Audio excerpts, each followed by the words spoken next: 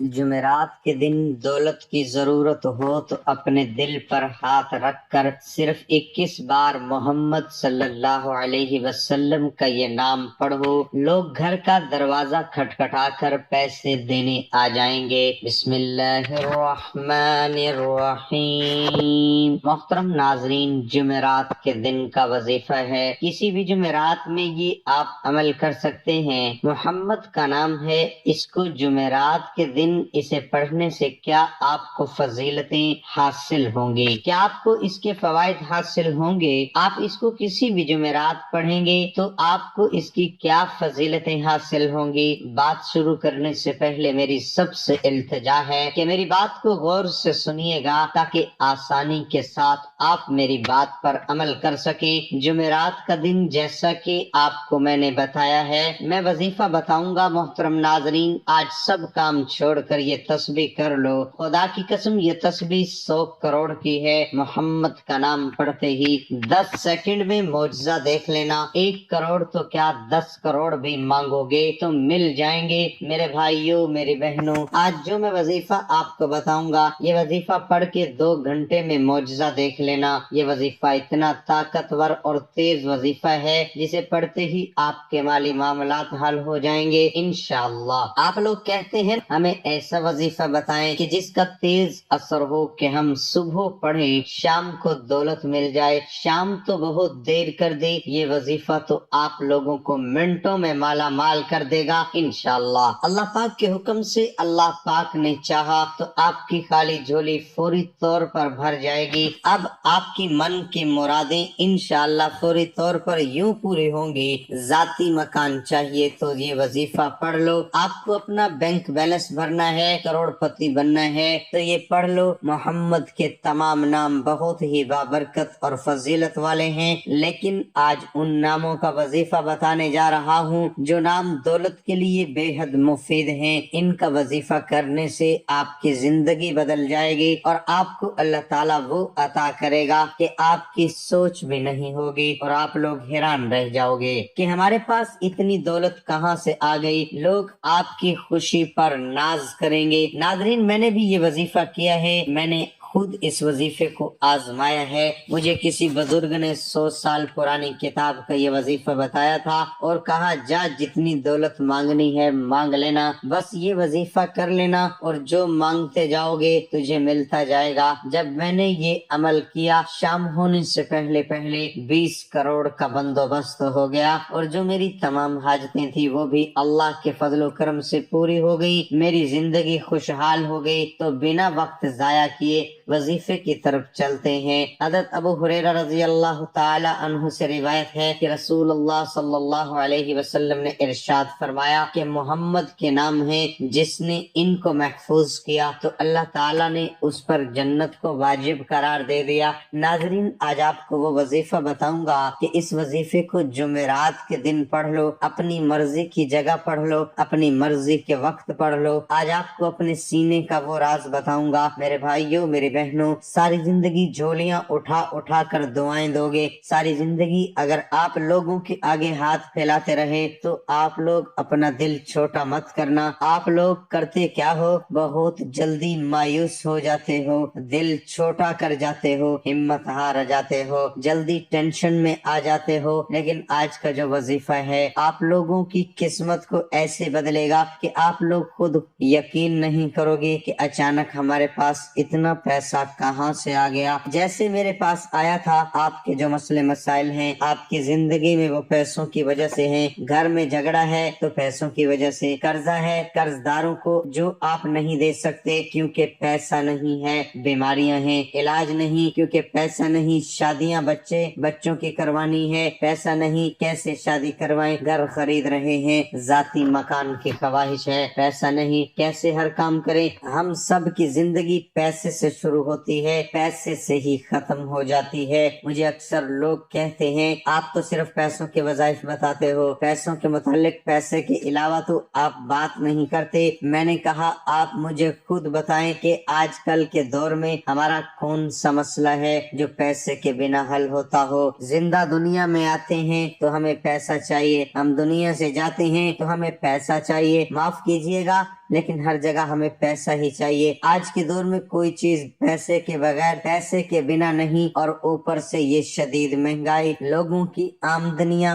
بڑھی نہیں گھٹتی جا رہی ہیں اور مہنگائی بڑھتی جا رہی ہے۔ اسی طرح کے معاملات ہیں تو کیا کریں، غریب بھائی بہن پریشانیوں میں دن بدن پریشانیاں بڑھتی ہی جا رہی ہیں۔ تو اسی لیے اپنے تمام دکھی غریب بہن بھائیوں کے لیے آج وہ وظیفہ لے کر آیا ہوں کہ اس وظیفے کو جب بھی میں پڑھتا ہوں، اگر مجھے اپنے جائز مقاصد کے لیے، مطلب ایسا نہیں کہ جو مجھے اپنی کوئی عیاشیوں کے لیے پیسہ چاہیے تو مجھے مل جاتا ہے، نہ میں نے مانگا ہے، مجھے اپنے جائز مقاصد کے لیے، حاجت کے لیے جب بھی پیسوں کی ضرورت پڑے، یہ یاد رکھیے گا کہ آپ کو ناجائز مقصد کے لیے نہیں مانگنا کہ آپ کو میں کیا مثالیں دوں، کوئی گناہ کے کام کرنے ہوں ان پیسوں سے، تو آپ کو یہ وظیفہ نہیں پڑھنا۔ آپ کو اپنی کوئی جائز حاجت پوری کرنی ہو، مثال کے طور پر آپ کرائے کے مکان میں رہتے ہیں، آپ کو اپنا ذاتی گھر چاہیے تو آپ یہ وظیفہ پڑھ لیں۔ آپ کا کاروبار ہے، آپ حلال روزی کماتے ہیں تو آپ یہ وظیفہ پڑھیں کہ مجھے اپنی دکان کے لیے مثال کے طور پر 20 لاکھ چاہیے، مجھے اس کام کو بڑھانا ہے، تو آپ اس کے لیے یہ وظیفہ پڑھ لیں۔ گھر کے معاملات خراب ہیں، گھر کے اخراجات کے لیے آپ کو پیسے چاہیے، ان اخراجات کے لیے آپ پیسے مانگ لیں۔ اس وظیفے کو پڑھنے کے بعد تو جو آپ کے جائز حاجات ہیں، آپ نے بچوں کی شادیاں کروانی ہے ان کے لیے پیسے مانگ لیں، بیماریاں ہیں ان کے لیے علاج کے لیے پیسے چاہیے، جو جائز چیزیں ہیں، جو جائز آپ کی حاجتیں ہیں، پریشانیاں ہیں، ان کے لیے پیسہ مانگ لیں۔ اب یہ اتنا طاقتور وظیفہ ہے کہ آپ کی واقعی کوئی چیز حاجت ہوگی، جائز مراد ہوگی، یہ وظیفہ پڑھتے ہی آپ اپنی آنکھوں سے اپنے مقصد کو پورا ہوتے ہوئے دیکھیں گے، معجزہ دیکھیں گے انشاءاللہ۔ اللہ پاک کے حکم سے آپ کی تمام حاجات پوری ہو جائیں گی۔ سب کچھ دینے والی ذات اللہ تعالیٰ کی ہے، سب کچھ دینے والی جو ذات ہے صرف اللہ پاک کی ذات ہے۔ انسان کیا کسی کو کچھ دے سکتا ہے؟ اللہ پاک آپ کو آپ کی سوچ سے بھی زیادہ نوازیں گے۔ آپ لوگ اگر اس وظیفے کو پڑھ کے اللہ پاک سے 1 لاکھ مانگو گے تو اللہ پاک 10 لاکھ عطا کر دیں گے۔ مجھے اللہ پاک کی ذات پر پورا بھروسہ ہے، اور آپ لوگ بھی اللہ پاک کی ذات پر پورا یقین، پورا بھروسہ کرتے ہوئے اس وظیفے کو پڑھیں گے۔ دلوں میں وسوسے رکھو گے کہ پتہ نہیں ہمارا یہ کام بنے گا کہ نہیں، ہماری حاجت پوری ہوگی کہ نہیں، ہمیں پیسے ملیں گے یا نہیں، اس طرح کی سوچ رکھو گے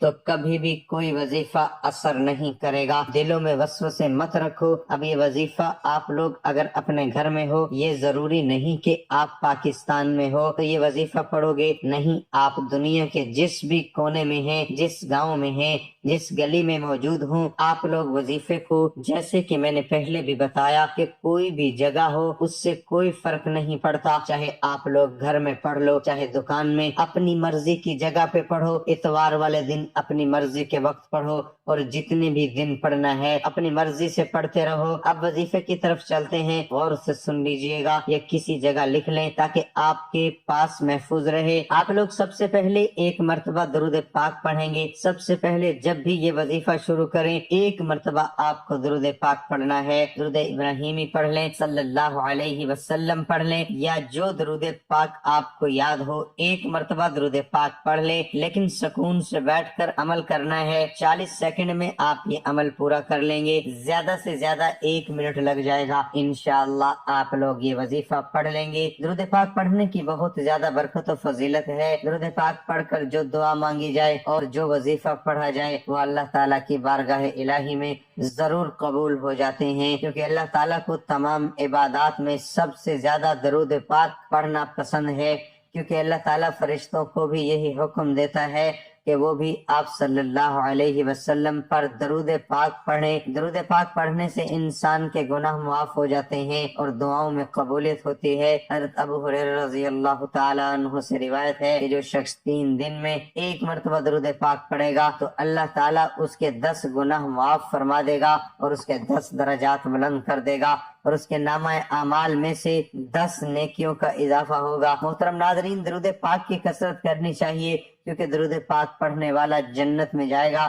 آئیے 1 مرتبہ میرے ساتھ بھی درود پاک پڑھ لیں تاکہ ثواب ہو۔ اللہم صلی علی محمد وعلی آل محمد کما صلیت علی ابراہیم وعلی آل ابراہیم انک حمید مجید۔ اللہم بارک علی محمد وعلی آل محمد کما بارکت علی ابراہیم وعلی آل ابراہیم انک حمید مجید۔ ناظرین، اب آپ نے سب سے پہلے سکون سے اطمینان سے بیٹھ کر ایک مرتبہ درود پاک پڑھ لیا۔ درود پاک پڑھنے کے بعد ایک مرتبہ اعوذ باللہ من الشیطان الرجیم پڑھ لیں، تو اس کے بعد فوراً آپ لوگ بسم اللہ الرحمن الرحیم پڑھ لیں، ایک مرتبہ پڑھ لیں۔ آپ لوگ درود پاک پڑھیں، ایک مرتبہ اعوذ باللہ من الشیطان الرجیم اور ایک مرتبہ بسم اللہ الرحمن الرحیم پڑھ کے اس کے بعد فوراً آپ کو سورۃ اخلاص ایک مرتبہ پڑھنی ہے۔ قل هو اللہ احد اللہ الصمد لم یلد ولم یولد ولم یکن لہ کفوا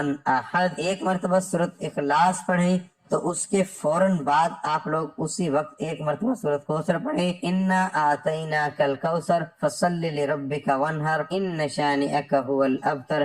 آپ لوگوں نے ایک مرتبہ سورۃ اخلاص پڑھ لی، پھر ایک مرتبہ سورۃ کوثر پڑھ لی۔ جس ترتیب سے بتا رہا ہوں بالکل بھی تبدیلی نہیں کرنی۔ سورۃ کوثر جب پڑھ لو تو آپ یا اللہ یا محمد اس وظائف کو آپ کو پڑھنا ہے۔ کس طرح پڑھتے ہیں یہ میں آپ کو بتانے لگا ہوں۔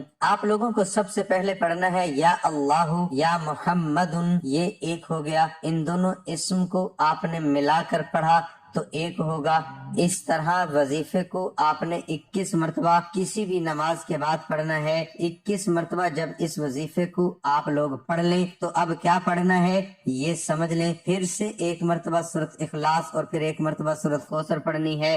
آخر میں وہی درود پاک پڑھیے گا جو شروع میں پڑھا تھا۔ اس کے بعد اللہ پاک سے ایک حاجت ہو، 100 حاجتیں ہوں، 100 پریشانیاں ہوں، ان کے لیے دعا مانگ لیجئے گا۔ آپ لوگ یقین نہیں کریں گے آپ کی کیسے غیب سے مدد ہونا شروع ہو جائے گی۔ آخر میں اللہ تعالیٰ سے دعا ہے، اللہ تعالیٰ سے دعا کرتے ہیں کہ اللہ تعالیٰ ہمیں اپنے بارگاہ الہی سے غیبی خزانہ عطا کرے اور ہمارے تمام پریشانیاں دور کرے، ہماری تمام حاجات پوری کرے۔ اللہ تعالیٰ بے اولادوں کو اولاد عطا کرے، بے گھر لوگوں کو اپنا گھر عطا کر، جو بیمار ہیں انہیں شفا عطا کر۔ یا اللہ پاک ہم سب کے کبیرہ صغیرہ گناہوں کو معاف فرما اور ہمیں ماں باپ کا فرما بردار بنا۔ اے اللہ ہمیں 5 وقت کا نمازی اور پکا سچا مسلمان بنا اور دین اسلام کے احکامات پر عمل کرنے کی توفیق عطا فرما، آمین۔